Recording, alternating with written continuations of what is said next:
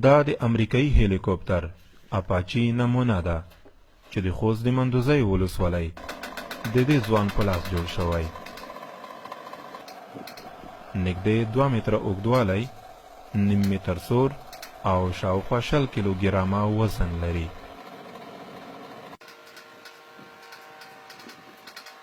نوم رشید الله دی، د اسماعیل خیل او مندوزۍ ولسوالۍ د حسنځای کلي اوسېدونکی یم او په شیخ زاید پوهنتون کې د ادبیات پوهنځی دریم کال محصل یم. مو چې د وړکولي څخه د رسامۍ سره ډېر شوق و او مخکې مې MBA هم جوړ کړی و او خلکو زه ډېر تشویق کړم او زه مو د دې نه وروسته بیا داسې فکر وکړو چې زه یو هلیکوپټر هم جوړ کړم او ما وکړی شول چې داسې هلیکوپټر په وال فکر جوړ کړم.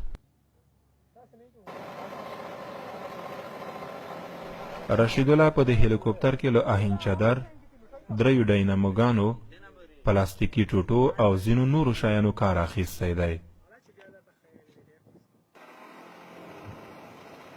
دولت نه دا غوښتنه ده چې په دا برخه کې موږ سره ډېره مرسته وکړي او زه به د ملي اردو تخنیکي برخه کې ډېره مرسته وکړم او زه غواړم چې دې لارې وطن ته خدمت وکړم.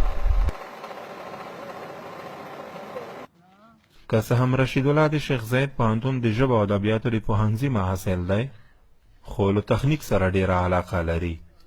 تر دې مخکې د افغان ملي اردو دا نمونوي ټانک هم جوړ کړی دی.